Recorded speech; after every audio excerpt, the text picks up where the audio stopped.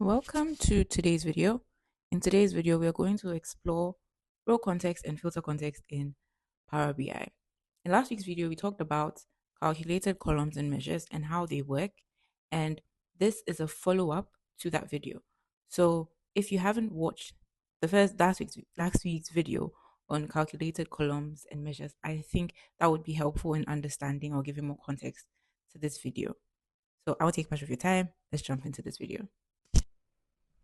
Look at this table.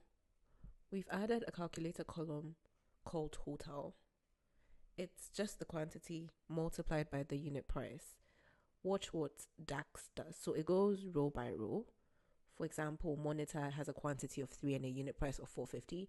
It multiplies it and puts 1,350. And then it does it for each row, going one row at a time. That's row context. So DAX knows exactly what row it's on, and it can go into the table and pull the values directly. So it can see quantity and unit price in the sales table, and it will always get the right number. And this only exists in calculated columns. Now let's look at the measure. So here we have no row scanning here. Instead, let's look at the left in the filter panel. The filters keep changing, and whenever the filter changes, we can see the number of rows in the table changes. So the filter selection specifies the number of rows that are available for the measure in the given calculation. And that is filter context. So a measure receives a filtered version of the table based on your filter selection or your slicer selection, and it aggregates over those rows to provide you one value or one summed or summary value. Row context only works for calculated columns, while filter context only works for measures.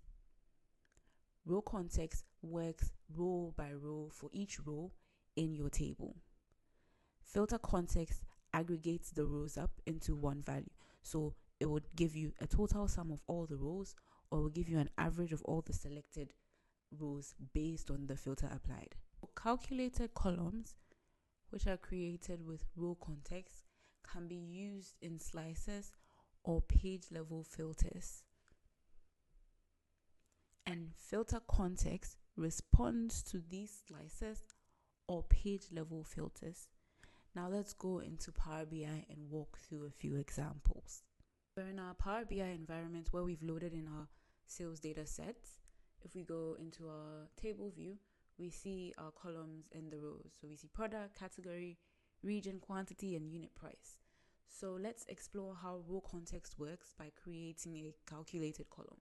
So we're going to go back into our report view, and then we're going to add in a new column. So we're creating a total sales column multiplying our quantity by price. So let's name this total sales column.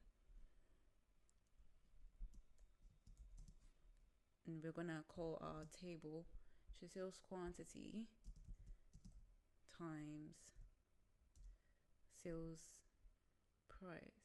Okay. Let me try and scroll in into this. Awesome.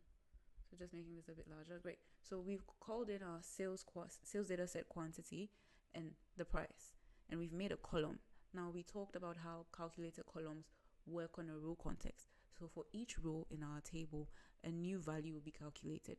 So when we go back into our table view, we see a new total sales column pops up, and we can see that the calculation has been done for each row in our table.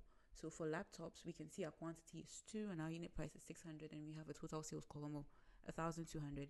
And this has repeated across for each row in our table, matching row context. Now, what about filter context? We talked about how filter context is mapped to measures. So now let's go and create a measure and see how filter context works. So let's go back into our report view. This time around, we're going to pick new measure, and we're also going to create a total sales measure. This time around, we go total sales measure. I think that's a keyword. So let's put in an underscore. And because this is a measure, we can't just call the columns as is. We wouldn't get access to the columns as they are. As you can see, I'm trying to type in and just get the columns as they are.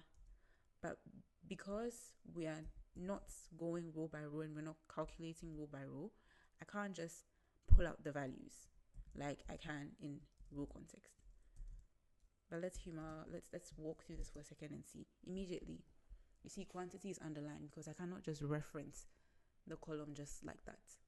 Instead, we're going to use an iterator function called SumX. Now, what SumX is going to help us do is it's going to go row by row into our table and it's going to perform the calculation. After that, it's going to sum up all the values into one value because measures present aggregated values. So in a measure, the calculation is not done on a row by row basis, but it gives you one total summary value. And SumX would allow us to do that. So let's call our table sales data set and call our columns quantity times unit price.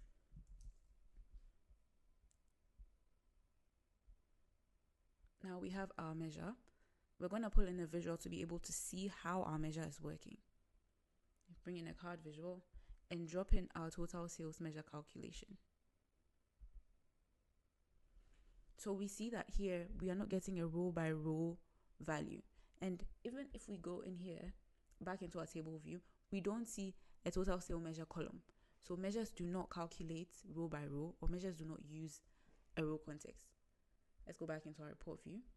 Now we have our total sales measure, which is a summary of all the total sales across each row in our column. How can we see this? Let's pull in a table visual.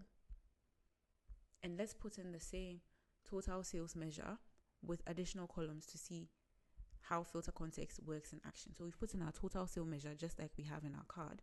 And we're going to add a product column.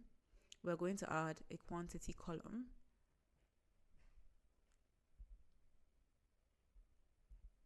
I'm trying to arrange these well. Okay, quantity column.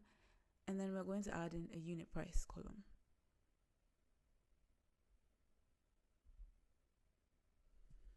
Let's make the table a bit large. So we see our products, quantity, unit price, and total sale. So essentially what our measure is showing us is the sum of all of these. And now we talked about how measures respond to filter context. So let's pull in a filter right here, or a slicer actually. And then we're going to put in products. So we select the products and see what happens. So let's select keyboard. Immediately we see that our card value changes to 120 and our table value also only displays the values for keyboard because our filter or slicer selection has filtered our reports down to only see data that is associated with keyboards. What if we pick laptop? Same thing happens. Our total sales measure is only seeing data associated with keyboards, with laptops, because that's the selection that we've made across our reports. And that is how filter context works. So based off the selection in your slicer or based off whatever you set your page level filters to be, the data that's available in the report changes, and as such your measure value will also change. That's it for today's video on row context and filter context.